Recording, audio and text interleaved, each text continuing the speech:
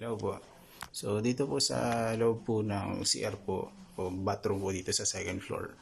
So mga included po dun sa code po namin regarding po dun sa wall tiles is una po is papapahira ko po ito ng waterproofing yung buong walls. Ikot. After that po, ilalagay po namin si wall tiles. So si wall tiles po dito po sa part po ng shower area is naka full tiles po siya. So from mula po dun sa flooring hanggang sa taas po. So bali hanggang dun po yun sa pinaka-kisabi niya dito. So hanggang dun po sa pinaka-ilalim po ng frame ng ating kisabi. So dyan po yun sa part po ng shower area. Ang kagandahan po dun is nailagay po namin si wall tiles. Mas may i-fix po namin na maganda dito yung glass partition po natin na nakalagay dito sa side na ito. And then dito naman po sa part po ng vanity, may inodoro is kalahati lang po. Kalahati lang po. Almost half po nung ating wall is meron siyang tiles paikot. Pati including po ito sa side na ito. And then may PVC moldings po siya sa ibabaw. Paikot pong ganun.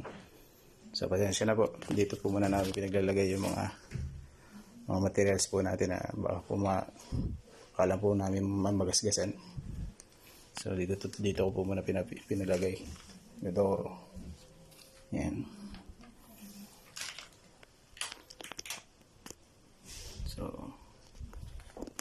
palilinis ko na lang po ito. Pag ito nag-proceed na po kami ng trabaho dito sa part po ng bathroom. Yan, katulad po itong bintana na ito. So medyo maliwanag lang. So ang opening po ng bintana niyan is pabukas po ng ganun. Pag ganyan po yung bintana. So kapag po ang window grills niyan is nasa labas, hindi po natin siya ma-operate ng mas maayos. Hindi po natin mabubuksan ng mas maganda. Kaya I suggest po yung mga window grills po natin is nasa loob po. Sa loob po ng pinakabintana. Dito po siya sa part na to. So ganyan. So para uniform lang din po tingnan.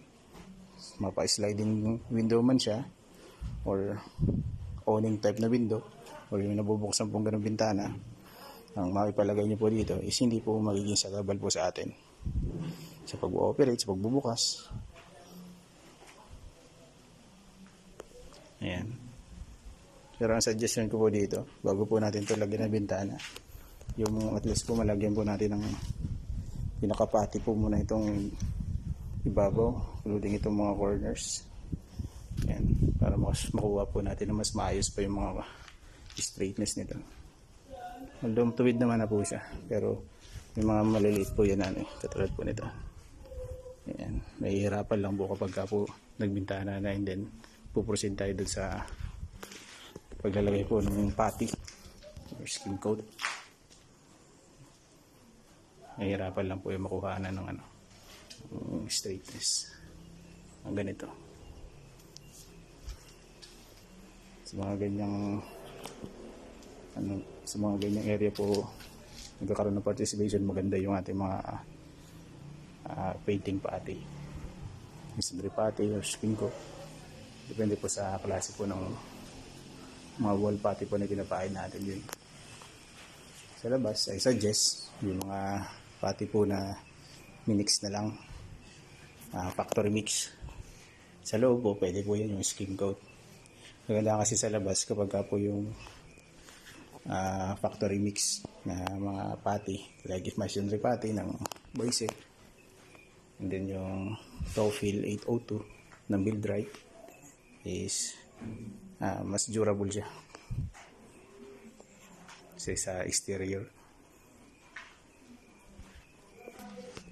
Ayan po, thank you po.